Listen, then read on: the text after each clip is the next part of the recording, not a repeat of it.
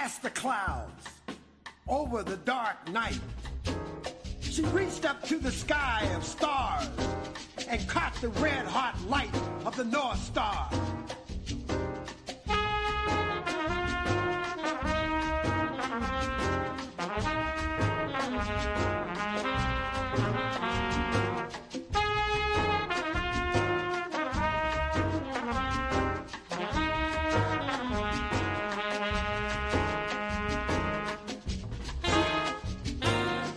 The earth, walking with blood-soaked feet.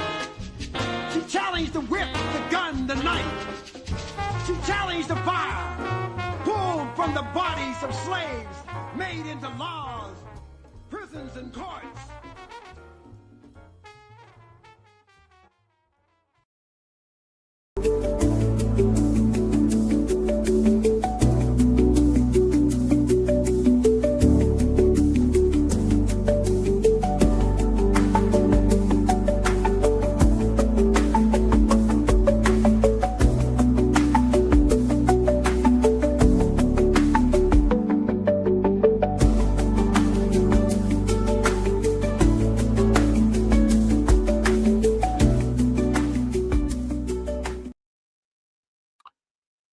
Greetings, and as always, welcome back.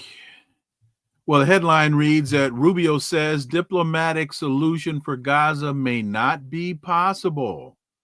Really? The U.S. Secretary of State made the comments during a visit to Israel at a press conference with Netanyahu, and this while Israeli sniper details killing Palestinians, including children, waiting for aid. How can the world sit idly by and watch a genocide unfold right before its very eyes? Let's connect some dots and find out.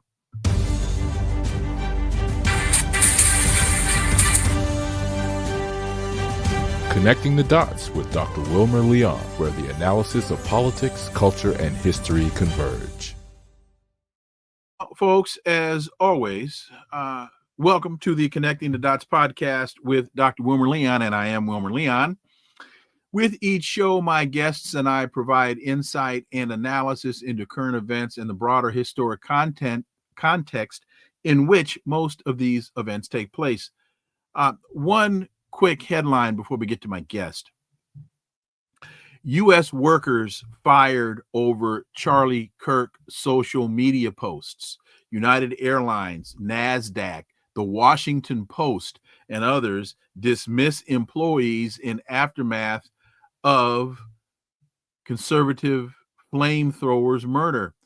Dozens of U.S. workers, ranging from teachers to Secret Service agents, have been fired over statements about the assassination of Charlie Kirk. As conservatives call for retribution for the activist's death in the aftermath of Kirk's murder, some conservatives, U.S. officials, and activists encourage people to report those who celebrated the killings on social media.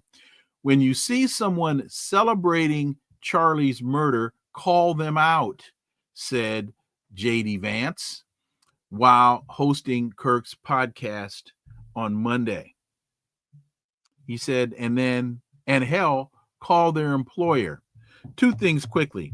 One, conservatives call for retribution. Retribution against whom and for, and I think it's whom, and my guest will straighten me out because I think he has a PhD in English. Whom and for what? All reports are that Kirk's assassin was a lone wolf, had no political designation, was not affiliated with a party, even though they say he had his politics had shifted to the left. So this discussion about the radical left from Donald Trump and I think Kirk's wife was talking about the evildoers. Who are these people? Who are these evildoers when the guy was acting as a lone wolf? And then encouraging people who have celebrated the killing. how do you define celebrating the killing?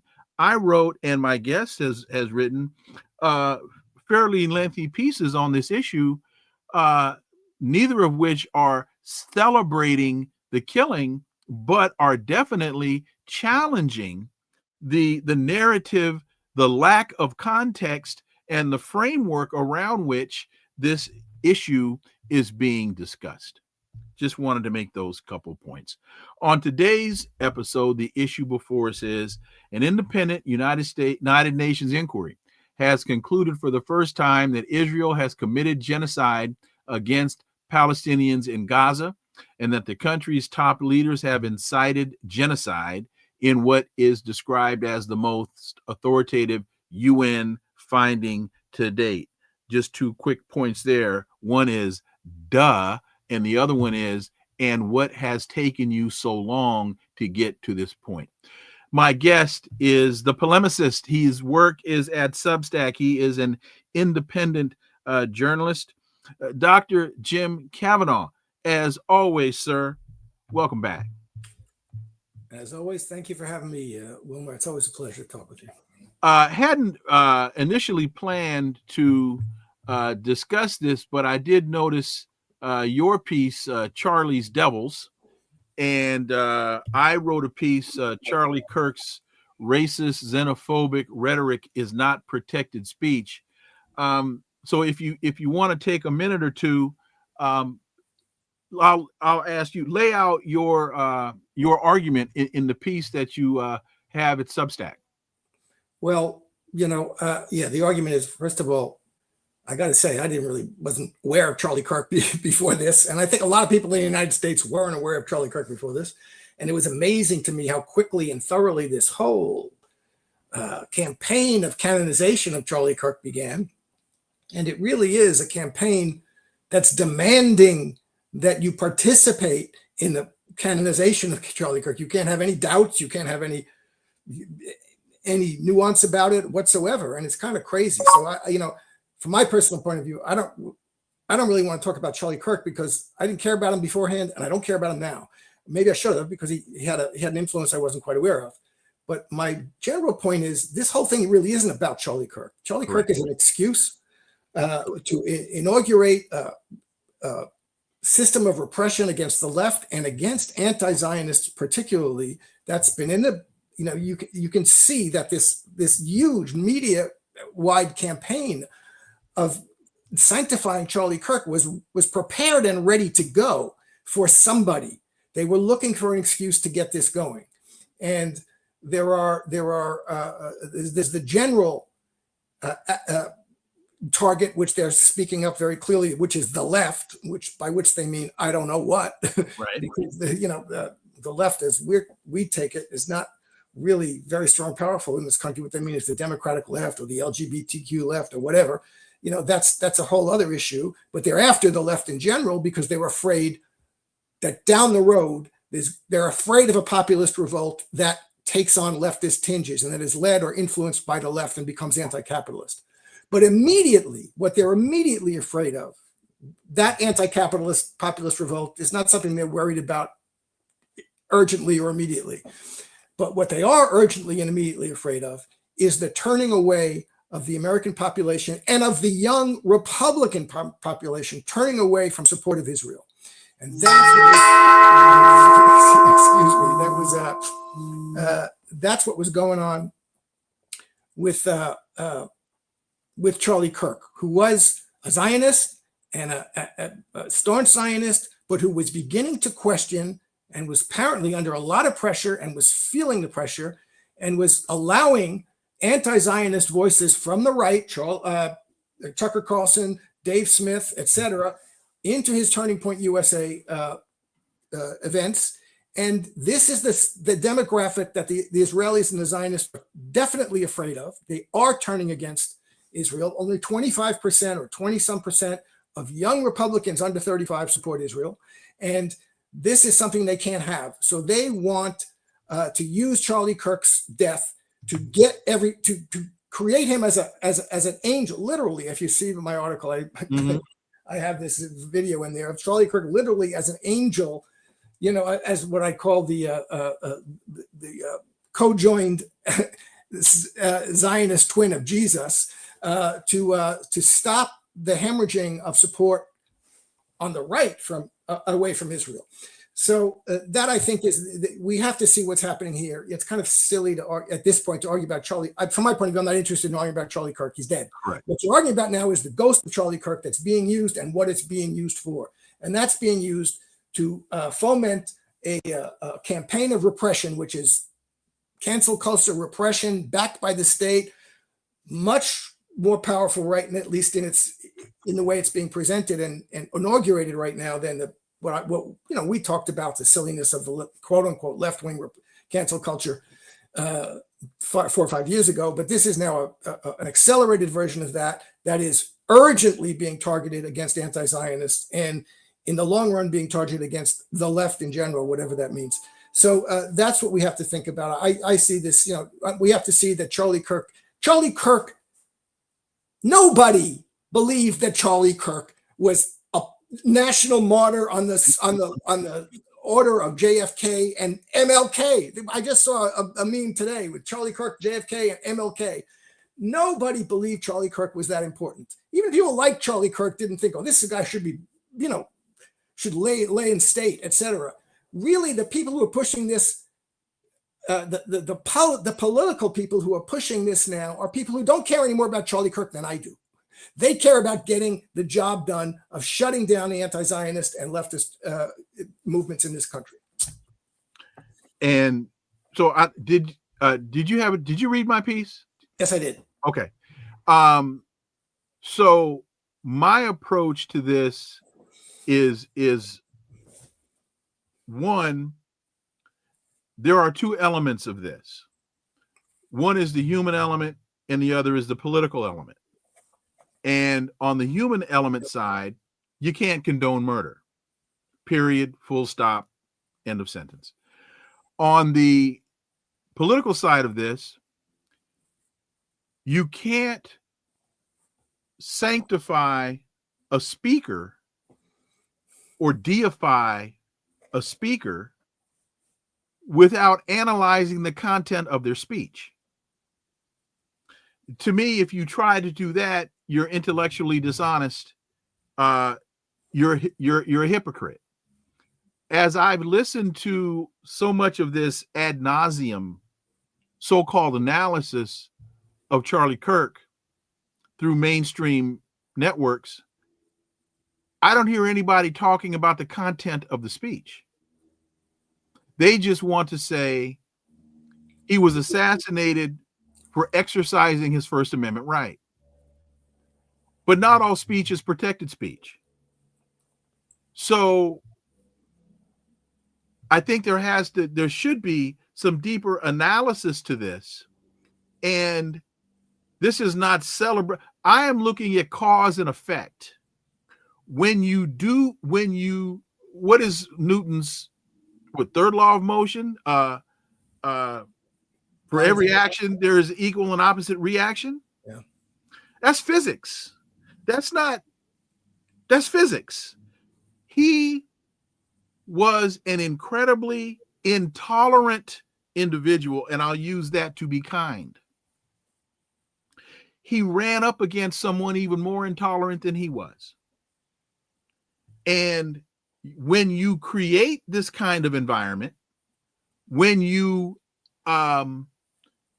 promote this kind of environment, when you revel in this kind of environment, then these are the types of things you can set up for yourself. And I'm not blaming the victim here. This is cause and effect. So that's why Oliver Wendell Holmes told us you cannot wrongly cry fire in a crowded theater. And what Charlie Kirk was doing was wrongly crying fire in our political theater. And I don't think that you can have an intellectually honest discussion about this unless you explore those avenues as well. Well, yeah. Look, nobody has to nobody has to join in the sanctification of Charlie Kirk. This, as you say, you're going to be intellectually honest and politically honest about what you thought about Charlie Kirk. I looked at some of the things he said, which I hadn't seen beforehand, and I think he was racist and, a fool and a pernicious influence. And he had a great influence apparently on young people. And I oppose him politically, and on his racial politics and on his Zionist politics and on a lot of things. And I think he had a pernicious influence. I do not agree with you. and yes, one has to realize that when you get in a situation of political debate and in a situation that's tense, you're likely to get reactions. But I do not agree with you that what he was saying was not protected speech. It was protected speech. And from my point of view, and the Oliver Wendell Holmes quote about not crying, wrongly crying fire in the crowd theater, or not crying, that was in the case which he was sending Eugene Debs to jail for protesting the First World War. And this is part of the problem. We are in a situation, we've always been for many years. Look, Malcolm X, no, any means necessary. In terms of the legal constitutional issues, the Supreme Court has been very clear, and it's the only thing that's forbidden is speech that is imminently threatening violence or danger. I can get up and say, I want all short people to be exterminated. That's protected speech, okay? And if you want to say I shouldn't be surprised if some short person comes and shoots me, that's my point. That's absolutely right. I may not be surprised with that, but I think that in the situation we're living in, it is very dangerous to say that. You might say maybe I should expect that, but it's very dangerous to say, well, that's just the stuff that's going to go on. That's not a good idea. And so because until and unless you're in a revolutionary situation where there really is armed conflict, and when you're in a revolutionary situation, you shut down the speech of the other side. You shut down their rights. Okay? We're not in a revolutionary situation. And the left is in no position to kind of pretend that they are. Okay. Correct. So if you shut down, start going around shooting the people who say horrible, nasty things, because from your point of view, they're horrible and nasty and dangerous to society. Well, other people are going to do that too. So I'm not and I think we have to. I want to accept the idea that in the kind of political situation we're in a non-revolutionary situation, you have to accept that a lot of people can say a lot of nasty things, and you fight them back with saying the right thing and challenging them. And look, Charlie Kirk was 22 years old.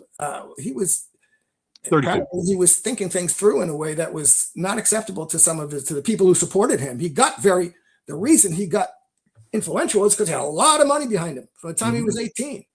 But he was challenging the people who were giving him that money. He was challenging his own his own commitments. Apparently, he was thinking of converting to Catholicism. So people at 22 years old don't necessarily stay the way they are. And I knew everything when I was 22, absolutely did.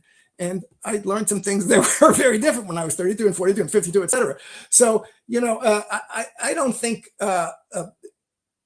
and just, so that's, Charlie Kirk should have been dealt with discourse. And, he wasn't counting on shooting people. And he was, and to say, oh, people who are, speech is violence. This is exactly what, people said about the left in the 60s and the 70s and the 90s. And that's what's going on. That was going on with the Biden administration started this domestic terrorism, speech is violence. That's a dangerous road to go down. And we're not going to win anything by that in the context that we're in right now anyway. So that's my position on that. All right. As we look at where we are right now, Rubio saying diplomatic solution for Gaza may not be possible. and the UN now comes out and validates what we all have known for way too long and been saying. This is genocide. Dr. Jim Kavanagh, where are we here? Your thoughts on these most recent, this most recent escalation of recent escalations. Yeah, I know. Yeah, it's a horrible, horrible situation. Look, if this isn't genocide, nothing is. We've seen it. They're deliberately killing children. They're starving children to death. They're deliberately targeting. They're going around, one day they'll shoot the kids in the genitals. The next day they'll shoot them in the heart. The next day they'll shoot them in the head. So the IDF is going around target practicing with children. And this is killing doctors and journalists, waiting till they get home. So they kill them with their families. This is blowing up. They've blown up every building. Now they're in Gaza City. That's the last. Motion detected at your front door. Sorry, this is I have to do this on my phone because my thing wasn't working. But anyway, it's just a destruction of the Palestinian people. But this was obvious from the outset. Day one, Netanyahu got up and said, "This is Amalek." That is the biblical injunction to go and slaughter the Amalek people, all of them, men, women, children, and animals. So this was a genocidal command for a genocidal action to begin with. Mm-hmm. And, I've been saying since day two of this, since October 9th, October 10th, this is not going to be solved diplomatically. The Israelis have no interest in the hostages. One of the things I was saying is precisely the people who are promoting this Charlie Kirk have as much interest in real Charlie Kirk as Netanyahu does in the hostages. This is not about that. This is about the hostages are in the way as far as Netanyahu is concerned. They want the hostages to be out of the way.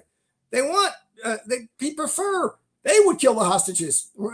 That's their ethic. They kill the hostages people rather than letting me take them out. Motion detected at your front door. Sorry. This is what this is going to be settled by and is being settled by and has almost come to the end of being settled by is force. The Israelis are going to, by deadly force, kill and expel all the Palestinians in Gaza. And that's what they're doing. Nobody is stopping them from doing it. It is not going to be stopped. It's nice that the UN came around and said what they said. It's nice that the IGJ said what they said a year ago. It's nice that, blah, blah, blah, said what they say. But until and unless there's military force used to stop Israel from doing what it's doing, to bring in humanitarian aid and reconstruction aid to Gaza against the will of the Israelis and the Americans. And that's why in this context, Yusrael, I call it Yusrael. It's a single strategic entity. It's not Israel doing this alone. It's a combined force of the United States and Israel. Israel couldn't do it for a minute. They say it every time without American help. And so this is, until someone comes in and challenges militarily the force, says we're coming in by force to Gaza. We're not attacking Israel. We're coming in to Gaza. But if you try to stop us, we will fight you.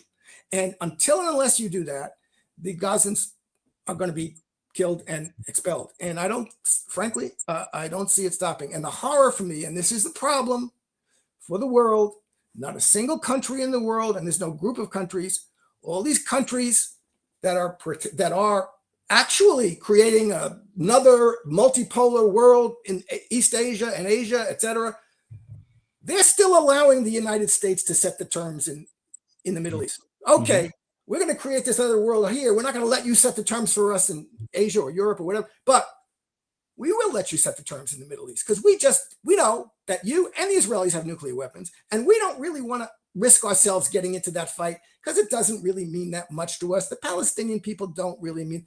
Those countries are being foolish because look at certainly the Arab countries. Look at the Arab countries. Israel's going after every Arab country, and sooner or later someone's going to have to either confront this because they'll be threatened by it. Even China, even Russia, even Turkey, they're going to be threatened by it in some way. And Israel's on a tear, and they have said, and there was no reason ever from October 7th till now to think anything else was going on. We are going to do whatever we want. We have the backing of the United States to do whatever we want, and we don't care what anybody says, what the UN says, what ICJ says, what Jim Kavanagh says, what, Francesca Albanese says. Francesca Albanese, wonderful woman. We don't care what anybody says. We don't care what anybody thinks. You can hate us all you want. We're going to have Gaza, and the Palestinians will be out. And not just Gaza, the West Bank. This is now the Israelis going all in on finishing 48, which was their slogan for years. We're going to finish 48. This is what's been going on since 1948. This is what happened in 1948. You're watching it. And we're going to finish it. And we're going to finish it by getting rid of the Palestinians from Gaza, getting rid of the Palestinians from the West Bank, annexing whatever we want. And we dare you to stop us. Here we are. What are you going to do about it? Talk. What are you doing? And nobody who has the power and could effectively intervene is doing anything about it. So I'm afraid that, maybe in a year from now, Israel's going down. Sure, Israel is undermining itself very powerfully. And the long term for Israel is not good, but there's no long term for the Palestinian people and the people of Gaza. They're not, going to be there 6 months from now, 18 months from now. Where are the people of Gaza going to be? They'll be dead or in another country, or have a small remnant of them living as subjugated people in some kind of Gaza resort. Let me go back to a point that we were just discussing, Charlie Kirk, just for this 1 second, because somebody just said here, oh, Rod Luther, wake up, Dr. Leon. Tyler Robinson probably did not kill Charlie Kirk. Okay, Tyler, when you are, Rod, when you are able to present evidence to me to the contrary, be more than happy to entertain it. But until then, and I'm glad you at least said probably. Until then, until then. Now I have to take issue with you, Jim Kavanagh, because you said that they don't listen to Jim Kavanagh, and we know everybody listens to Jim Kavanagh. So you stand corrected on that point. This article is it's in antiwar.com. Israeli sniper details killing Palestinians, including children. I'm going to read 2 quick paragraphs here. Quote, it started about 2 months ago, the soldier who went by a pseudonym told the Israeli paper. This is an interview with Haaretz. And he says, this deals with not the impact it's having on the Palestinians. This article is about the mental toll that this sniper operation is having on IDF soldiers. Every day we have the same mission: to secure the humanitarian aid in the northern Gaza Strip. He says, the soldiers begin their day at 3:30 a.m. when they set up sniper positions near where the aid trucks arrive to unload their contents. He said that Gaza residents try to move forward to get a good spot in line, often crossing an invisible line set by the IDF. Quote, a line that if they cross it, I can shoot them, this soldier says. It's like a game of cat and mouse. They try to come from a different direction every time, and I'm there with a sniper rifle, and the officers are yelling at me, take him down, take him down. I fire 50 to 60 bullets every day. I've stopped counting kills. I have no idea how many I've killed. A lot. Children. But two things. One, this was an interview in Haaretz, and for those that don't know, that's a liberal Jewish newspaper. So I think it's quite telling that Haaretz would report this to the degree that they have. But again, the focus of the article is not the horrific genocide being imposed upon the Palestinians. This is the impact that this horror is having on their own soldiers. Yeah. Dr. Jim Kavanagh. Yeah, it's the famous. Do you have my video? Mm-hmm. Okay. Go ahead. I don't, something is wrong with the video. I don't know. Oh, no. Yeah, we hear you. Go ahead. All right. It's the famous shooting and crying thing. Yeah. Oh, Joe Golda Meir said this once. The worst thing the Palestinians do for us is making us kill them so that we feel so bad about it. You know, this is absurd. And it's one of the things the Americans do too. We go in these wars and kill 1 million people or 500,000 people, and 5 years later make a movie about how some soldier and some American soldiers feel so bad and has such a hard time with it psychologically. So this is a well-known trope, and it's terrible. But that situation that's described in that article, where they have the American Aguilar, who was part of this Gaza Humanitarian Foundation, describes this, how the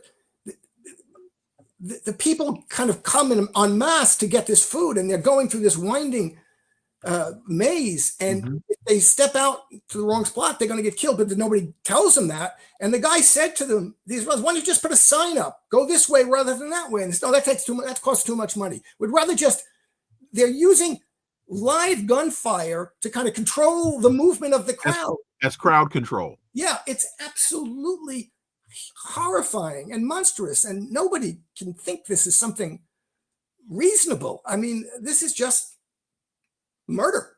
I mean, mass murder, because they think the Palestinians are subhuman. They're just not as important as they are. This is the underlying, unavoidable premise of all colonialism, which is what this is that the colonial subjects are just not as important people as you are. Their job is to get out of the way, and if they don't get out of the way and don't do what you want, then we can kill them. So, it's really a horrible situation. I'm going to try and fix this. I don't know why the camera isn't working now. There. Is that it? No. Go ahead. There's another interesting piece here, which is, to me, incredibly telling. Netanyahu says Trump invited him to visit the White House for the 4th time this year.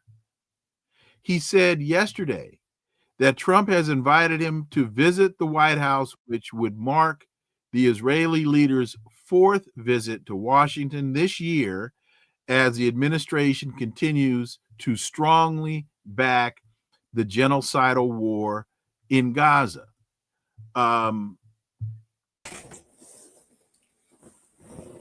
I find this interesting because we know the global dynamic of a White House visit. And some of the chatter when Trump and Putin met in Alaska, there were some mainstream so-called analysts that were saying, "Oh, Donald Trump never should have done this because his meeting with Putin elevates Putin's stature on the international stage, as though nobody knows who Vladimir Putin is." Yeah. But what Trump is doing here is not elevating Netanyahu's status. What he's doing is he is normalizing and humanizing genocide. Yeah, there's no question about it. Look, everybody hates Netanyahu. Look, this is what I said about Trump in 2016, but it's much worse now. The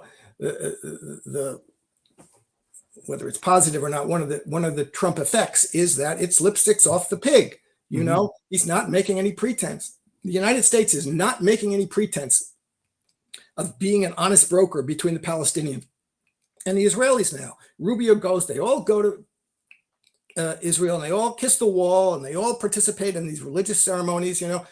Benjamin Netanyahu doesn't go to church when he comes here in the United States. And in terms of Netanyahu coming here, I mean, that was, we saw Trump bragging 2 years ago about how the Adelsons were practically living in the White House, and he did everything they wanted, and he got ahead of them and tried to anticipate their needs. So you had his Zionist donors controlling them, and he was telling you that. And one of the things that apparently Charlie Kirk, but certainly a lot of other people are saying is, nobody likes Netanyahu. And everybody is saying, even, people in the Trump administration, that Trump is afraid of Netanyahu, and Netanyahu pulls the strings on Trump. And Netanyahu comes here and kind of pressures Trump to do what he wants to do. And Trump is a guy who's amenable to pressure, especially pressure from the $100 million donors.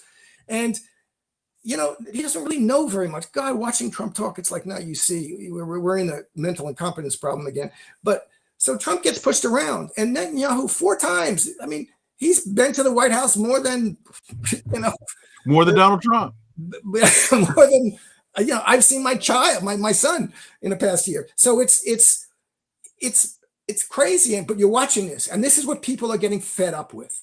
People are saying, and again, what I say is really, and it's right-wing MAGA populists, maybe even more than Democratic liberals, who are saying, we're fed up with going to war. We see now that all of these wars, these Middle Eastern wars, Iraq, Syria, Libya, all of this stuff was for Israel, and that's what it was for. And we see now that we don't want to go to war with Iran. Apparently, Charlie Kirk called up Trump and told him, don't go to war with Iran. Trump berated him. And we don't want to go with Iran. We don't want any more of these wars. That's what we voted for. We voted for no more foreign wars. And we see, hey, maybe Israel was involved in the JFK assassination, and Israel is involved in maybe Israel's involved in the Mossad operation. Maybe they've got something on Trump. So you've got people on the right now going to, to the position of, we're going to be critical of Israel. We're not going to let ourselves be we want America first. And this is a sea change in the United States. As I said, again, 2 years ago or a year and a half ago, the wall of anti-Zionism, the wall protecting Zionism, protecting anybody from saying anything anti-Zionist, not just critical of this or that policy of Israel, but we see there's a huge problem with that. That wall has been breached. And that's what they want to close. They want to close it back up again. And it's going to be very hard, because you can't do it when you're seeing what's going on in Gaza every day. And you can't do it when you see the president of Israel, the prime minister of Israel, coming here and telling Donald Trump, look at this whole thing with the attack on Qatar, which Trump says he didn't know about. Right. Well, that's not true. The Israelis have said, yeah, Netanyahu called him like 10 minutes before the jets took off, but they said he wouldn't have done it if Trump had stopped him. But Trump is going around saying, well, I didn't know about it. And the Israelis are kind of letting him get away with that because they don't want to make things look bad for him. But whether he did or didn't, I mean, which is worse? Right. I was just going to ask the same question. Stop them, or that they just did it, whether you liked it or not. And at the end of the day, they know they can do it, because really the story as put out by the Israelis is, we told him about it, but he didn't say anything about it. He wasn't ever going to stop us from doing it. So this is the problem we have now. The United States people of the United States have to face it. And I'll ally with anybody, to stop, to turn the tide on American support for Zionism in Israel. It is extremely important for the United States. It's extremely important for the whole world. The region is going to be up in flames. There's going to be another attack on Iran. It's going to be worse. They want to get rid of Iran. They want to do to Iran what they did to Iraq and Syria and Libya. And the Israelis are hell-bent on it. And Donald Trump does not have the gumption, the political strength or the personal strength to stop them. I don't believe. So this is what we're facing. And we're seeing the signs of it all over the place. And a lot of people are sick of it. They're sick of it. People on the right, Candace Owens, Tucker Carlson. I saw Candace Owens today. I'm sick of this. And so, people on the left certainly should be, and a lot of them are, but we got to speak up loudly and clearly. This is a horror show. And we have no right, the United States of America has no right to talk to anybody about human rights or democracy. That is absolutely clear. Look at them. Also, I mean, it's minor compared to what's going on in Israel now, but it's a sign of the blatant imperialism. Just look at them just blow up boats that are anywhere near Venezuela, because we say there. I want to get to that. I want to get to that in a minute. So the Israelis determine who's everybody's Hamas, the Israelis, and we'll go along with anything they say about that. And the Americans now, everybody's a drug dealer, so we can blow them up. It's just nuts. But this is where we're at as a country and as a world, and we got to deal with it. There's no more time to let yourself get fooled by this. Democrats were fooled by Biden and by his cancel culture and his Zionism and his censorship, and the MAGA base, the Republican MAGA populists have been fooled by Trump. And if they don't recognize it, they have the same problem. They deserve to be told that and to be castigated for it, just like we castigated the Democrats about Biden and his camp. Fooled is a great point, and that takes me to Kevin Baptiste's $10 super sticker. Kevin, thank you very much. Mr. Jim, could you speak to the fact that usurals control of the lexicon, i.e., defining what anti-Semitism is, what genocide is, and how that plays out here at home? Well, the genocide thing is interesting because there are institutions and there's a body of work, a body of academic work and political work that defines genocide. Mm-hmm. And there are criteria for that. And as I say, Bernie Sanders once said, I don't want to use the genocide. That's a semantic argument. Guess what? Okay, you don't want to use genocide here, then stop using that word altogether. Because if this isn't genocide, mm-hmm. nothing is. Mm-hmm. So if you're going to say, I don't want, if it's just a matter of the word, stop using the word, but I don't want to hear you use that word about the Holocaust or about anything else. Because if this isn't a genocide by the same token as the Holocaust was, then you're being phony about the use of the word. But there is a body of international academic and political work that the UN used to make this determination. Now, these other terms, it's a very good point. Who determines the meaning of a term? Terms like terrorism. And that's what I said about Donald Trump before. He got up and said, I'm in favor of free speech, but we're going to crack down on terrorism. Well, this is, Ronald Reagan said it, one man's terrorist is another man's freedom fighter, and that's a term like he replaced Biden's misinformation with the word terrorism. This is what we're going to go after. This is what we're going to censor. Anybody who supports terrorism. Well, Nelson Mandela was a terrorist until 1991 or something, right? According to the United States government. Mm-hmm. And again, this is my point. American citizen, I have the right to politically support groups that the United States government calls terrorists, like the African National Congress and like Hamas. I have the right to support them politically. You can stop me from giving them money or arms, materially supporting them. But for me to say, I think I'm in favor of Hamas defeating Israel, and I am, that's protected speech. And the person who says I'm in favor of Israel supporting Hamas that's protected speech. And there's no political force in the world that's been prouder to define itself as terrorist than Zionism. One of the prime ministers of Israel said, I'm the father of terrorism in the modern world. And another one said, Zionism is perfectly compatible with Jewish values, and we have to use it when we need to.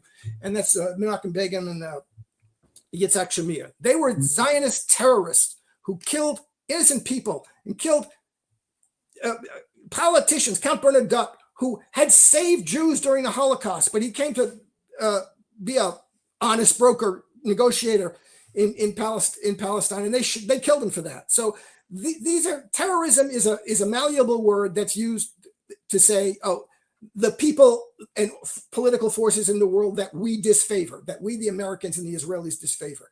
And so, again, there's a fight over that. The fight over what the meaning of words is. That's part of the political fight. Who gets to determine the meaning of words? Who gets to impose? Who gets to impose sanctions, whether they be cancel culture or criminal sanctions on people who support people or groups that I call terrorist or genocidal or whatever. So this is a fight we have. That's the debate we have, and it's a little bit. But in terms of genocide, there are well-established common principles and criteria for what constitutes genocide. And if what Israel's doing in Palestine, in Gaza, isn't it, nothing is. And in terms of other terms, well, we have that fight. But even if we have that fight, everybody in this country has the right to politically support anything that anybody calls terrorism or drug dealers or whatever. If I want to say I support Tren Dagwa because I think it's a great gang, or the gangs in Haiti, then that's political support, and people have the right to do that. And Trump announced before he got into office, I'm going to use the term terrorism to crack down on people. And that's what he's doing. Domestic terrorism. Biden invented it. They did it with the January 6 people. Oh, these are terrorists, they're seditionists, they're domestic terrorists. You know, that was baloney then. And now Trump's going to use that and accelerate it and use it against everybody on the left. We're going to go after all the organizations on the left, all because they're terrorists, because they support terrorism. That's what it's going to be. So, you know, we got to be clear about this and fight it and not put up with it for a second. I dare anybody to come after me because I hope that Hamas defeats the IDF. I don't necessarily mean I like Hamas, the greatest thing since sliced bread, but there's a fight. There's a fight that is one side or other is going to win, and it's a fight that has to be that the primary contradiction there is the colonialism, and the anti-colonial powers deserve to win that fight, just like they deserve to win it in South Africa, and just like they deserve to win it in Algeria. You know, they're not because the FLN in Algeria did everything right or didn't do horrible things, or the ANC didn't do horrible things that, you know, we shouldn't like. But that was the fight was who's going to control this country? Is it going to be the French? Is it going to be the white colonialism, white apartheid? Is it going to be Jewish supremacy in a cousin of white supremacy in Palestine? And everybody has the right to take, in the United States, to take a position on one side or the other. People are 100% taking the position of supporting what do you call it, a genocide or not, the mass slaughter that the Israeli IDF is doing in Israel, which is undeniably, they get up and announce that they're there to kill and starve and drive the Palestinians out. There's no doubt about that. You can't have it's bad faith to pretend that there's any doubt about that. Whether you call it genocide or not, it's mass slaughter and ethnic cleansing and forcing people, killing and expelling as many Palestinians as you can. To Kevin's point, the power to define is the power to control. And that's what we see playing itself out here. And I don't really have too much to add. Jim was quite clear and correct. But that's what they're fighting against now. That's what they want, because there are people challenging their discourse and their definition, and people like us, etc. And they want to shut that down. And that right about Israel, but in the long term about other things too. Well, and that's the point I was just going to get to, is they're losing the argument. And who would have thought?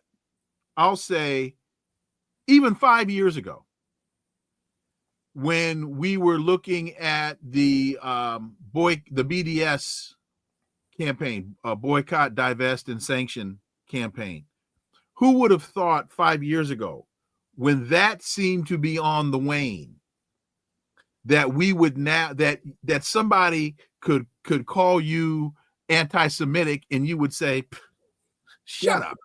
Yeah. Or somebody would say, "Yeah, you're anti-Semitic," or you're, and you'd say, "No, you don't understand the terminology here. Let me explain to you. I'm not anti-Semitic. I'm anti-Zionist, and let me explain to you what that language represents." We 5 years ago, 3 years ago, we would not have expected to have.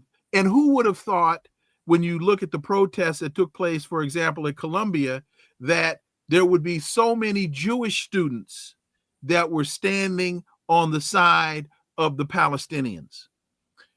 They're losing the argument. I'd like to see them losing the war to the degree that they're losing the argument. That's the problem. That's a crucial point. Look, most Jews most of the Zionists in the world are not Jews by a factor of 10 at least. Not all Zionists are Jews, and not all Jews more Christian Zionists than Jewish Zionists. Many of the best anti-Zionists in the world are Jews, and they are at the forefront of anti-Zionist movements now, and that's clear. So this is this is a phony line of argument. Okay, there's nothing intrinsically necessary connection between Judaism and Zionism, but that was presumed until, as you say, 3 years ago. And it is still presumed by probably, although it's changing, a majority of Jews in the United States, but they have to deal with that. It's like white people thinking, oh, I got to be a white supremacist. No, you don't. You know, Jews don't have to be Zionists. And there's many, many Jews, as you say, they are in the forefront of the pro-Palestinian struggles. Here in Great Britain, look at them. They're arresting Holocaust survivors in Great Britain, 80-year-old, 90-year-old, for standing in the street with a sign saying, I oppose genocide and I support Palestine action. You know, this is absurd. This is ridiculous. And it's losing its power, as you say.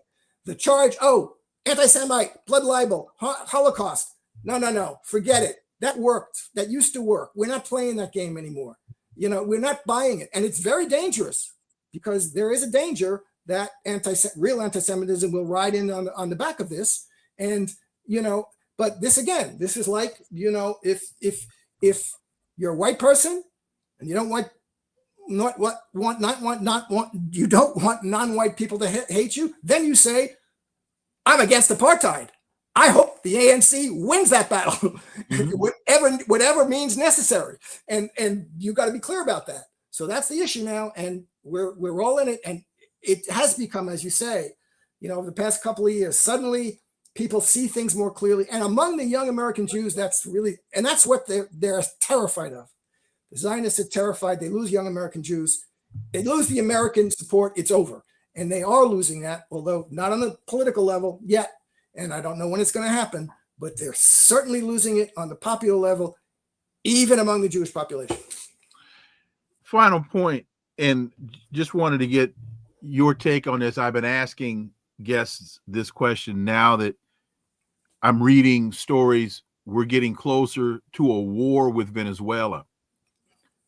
What do you see? Is this and I know I'm about to ask you to define or give me insight into total insanity, which is Donald Trump's mind.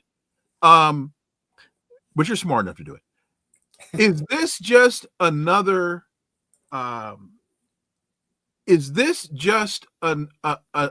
another distraction that he sees he's lost Ukraine? And so now, once again, it's another shiny bauble that they're trying to distract us by. Oh, you know what? I've lost this war in Ukraine. I know. Let me go start a war in Venezuela. Yeah. Is that what this is?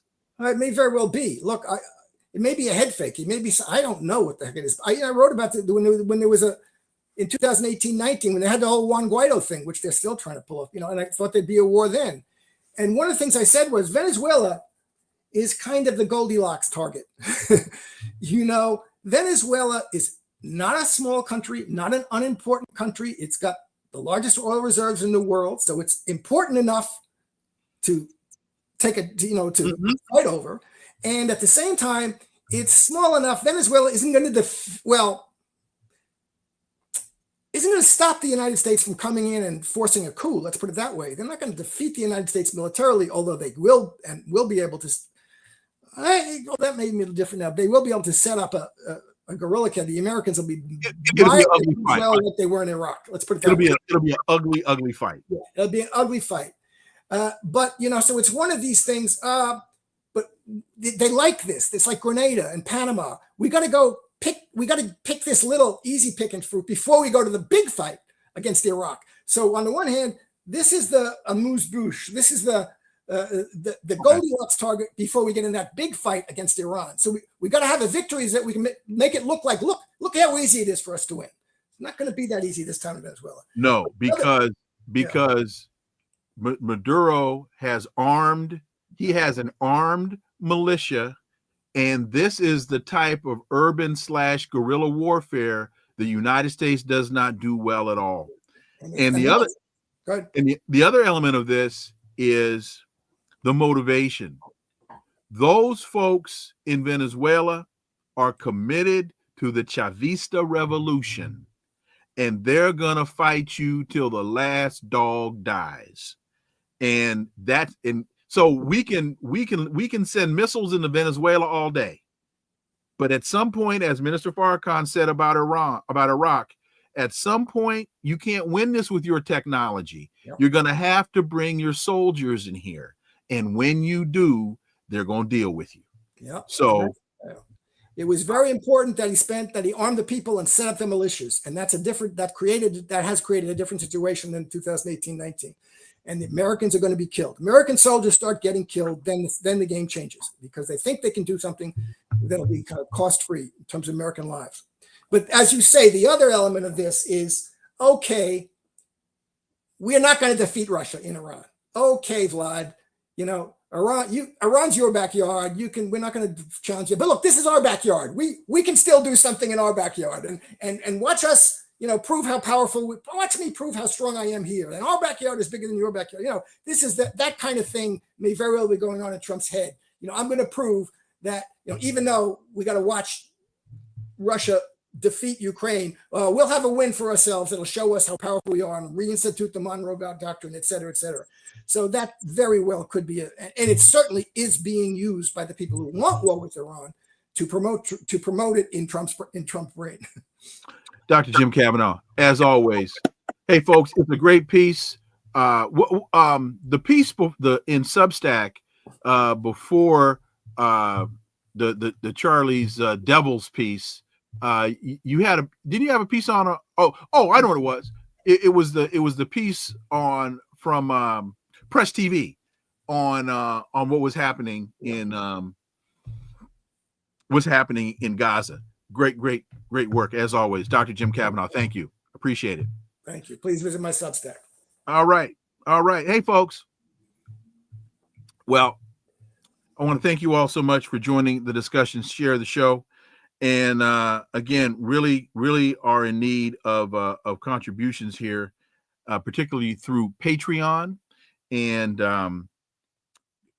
again, because this isn't cheap, and we need to keep this thing moving. Because trust me, folks, things are going to get a hell of a lot better a hell of a lot worse before they get better. And you're going to need access to people like Dr. Jim Kavanagh through shows like this in order for you to keep straight. So, freedom ain't free. So let's be sure we cover that. Thank you all so much for listening. New episode tomorrow. Nico House is going to join us tomorrow. Please follow, subscribe, leave a review, share the show.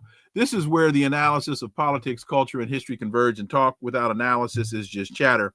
And we don't chatter here on Connecting the Dots. See y'all tomorrow. Until then, I am Dr. Wilmer Leon. Peace. I'm out.